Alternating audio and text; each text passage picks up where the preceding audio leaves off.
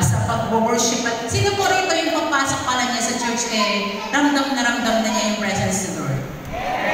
Yung parang nandun ka pa lang sa harap, gusto mo nang tumalong papasok. Di ba yung parang alunat kung naririnig mo na yung kantahan? Pero saglit, hintayin niyo ako, parang ganun, di po ba? So, that is the hunger, the thirst, the excitement that we had kapag tayo po ay umaasa sa Panginoon.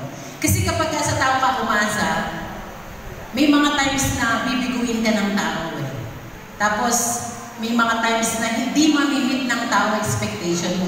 Lalo na kung gusto mo na magandang kantahan. Kung sumintonado yung worship leader, ay, hindi magaling yung worship leader. Ay, nawala yung key yung gitarista. Ay, hindi sumabay yung drums. Ay, na-out of beat yung, di ko ba, kapag kagalan. Pero once that you have come sa presensya ng Panginoon, at tanging Diyos lamang po ang ating inaasahan, kahit po mga sintonado, sinkupado pa, yung mga tutugtog, lagi po yung nasa tono kasi yung puso mo ay uhaw sa ating Panginoon. Amen po ba? So, praise God. And this month is the month of fruitfulness. Kaya nga, minabuti natin ilagay yung fruitfulness na sa kabila ng iniisip ng mundo na yung mga panahon na ito ay dry season, taghirap, tag-init, tagtuyo, pero hindi ang mga anak ng Diyos. Amen. Maaaring sa labas, oo, kasi nga hindi po natin yan makapatubalian, pero sa mga anak ng Diyos, iba po. Sabihin mo sa iyong katabi, iba.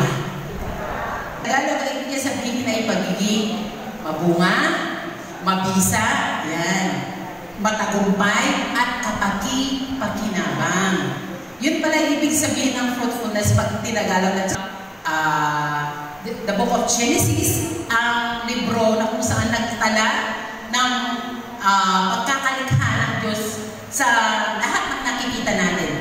Be fruitful and multiply. Although yun po, doon po tayo mag-focus, pero ituloy na natin yung basa. Fill the earth and govern it. Reign over the fish in the sea, the birds in the sky, and all the animals that scurry along the ground. God's first commandment, spoken commandment, kasi may mga utos si Lord na sometimes inihahayag niya sa kanyang lingkod specifically. Pero dito, this is God's first spoken commandment to humanity, to be fruitful. Kaya nga, tingnan natin yung title natin. Proof Producers. May proof. Hindi lang dapat fruit producers ka. Dapat proof producers. Ibig sabihin, maglalabas ka ng katibayan, katunayan. Ito Proof establishes certainty and definitely confirms a claim without room for doubt. So, proof are very important. Sa atin bilang mga Kristiyano, paano natin makikita ang katunayan ng ating pagiging mabunga? First is, in our attitude. We will be producing that will serve as proof through our attitude. I have heard, and it makes sense, that the fruit na lahat ng saligan ng lahat ng bunga is what can you see from the first fruit? Ano po yung unang binanggit na bunga?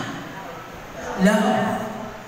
Angels and have not love, I am nothing. Sabi ng 1 Corinthians 13, the chapter of love. Kahit na gumawa tayo ng lahat ng kabutihan, kahit magsalita tayo ng mga magagandang bagay, kung hindi tayo nagmamahal, walang kabuluhan.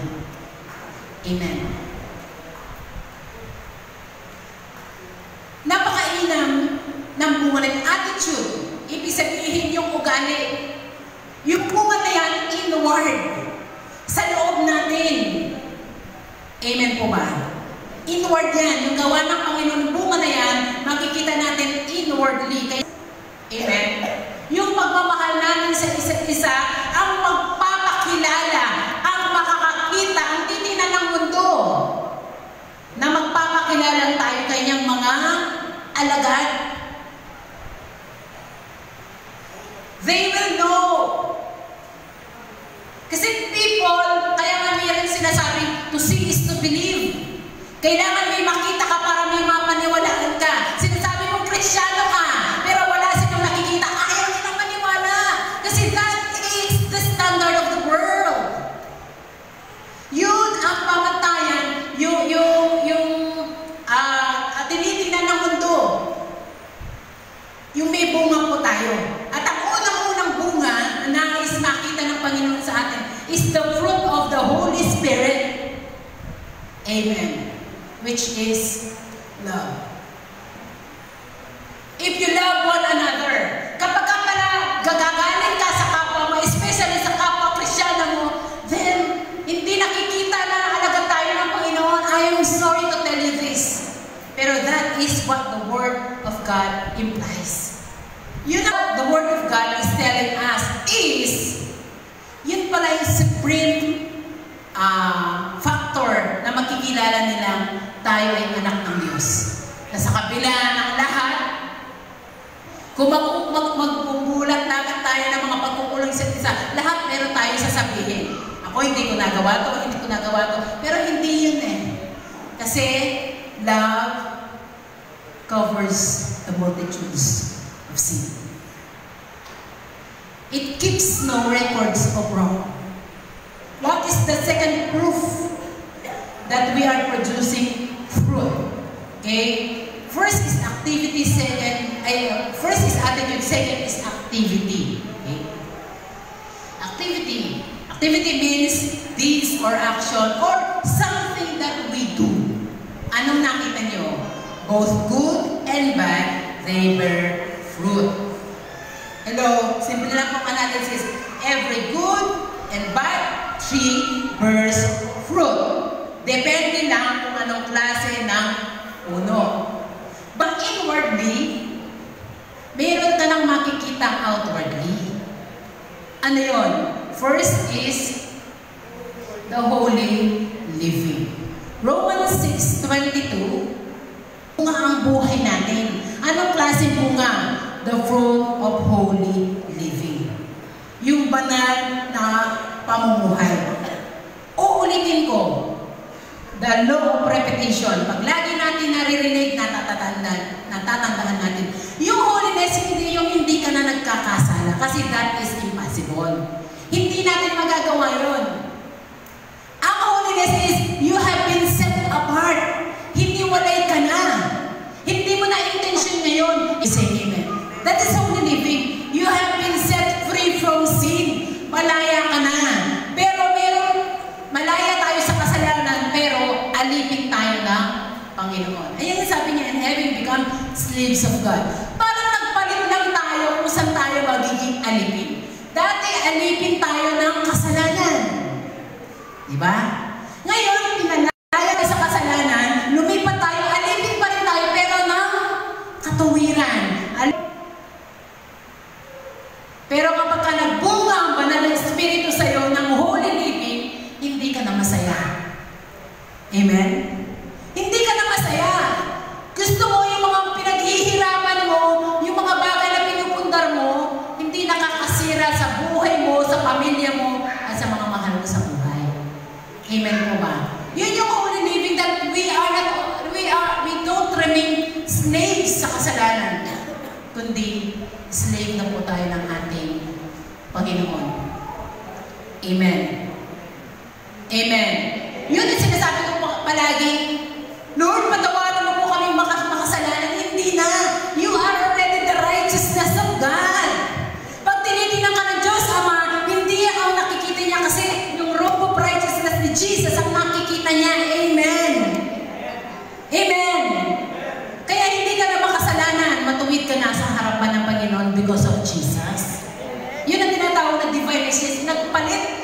Nagpalit tayo ng estado. Kinuha ni Lord yung dapat sa atin at yung katuwiran niya sinuot niya sa atin. Kaya nga, kailangan makita yung holy living sa bawat Kristiyano. Amen. Kung sa mga makamundo, it's okay.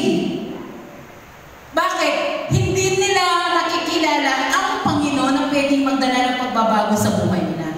Pero ikaw na nakaririnig ng kanyang salita, ikaw na pinalaya na ng Panginoon, ikaw na tumanggap sa ating Panginoon, nagkaroon ng relasyon sa Kanya, wala na po dapat ang pagiging alipin sa kasalanan.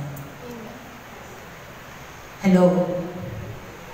Andyan pa po ba tayo? Mahal ko po kayong lahat sa Panginoon.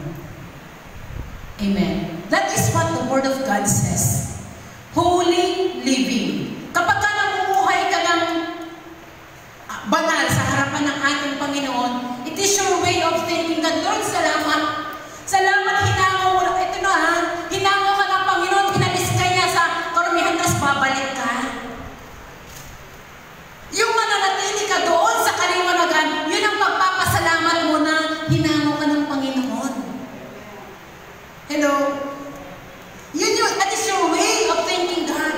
That is our way of being grateful to God. Lord, salamat. Yung binigay mong kalayaan sa akin, hindi ko po sasayangin. Yung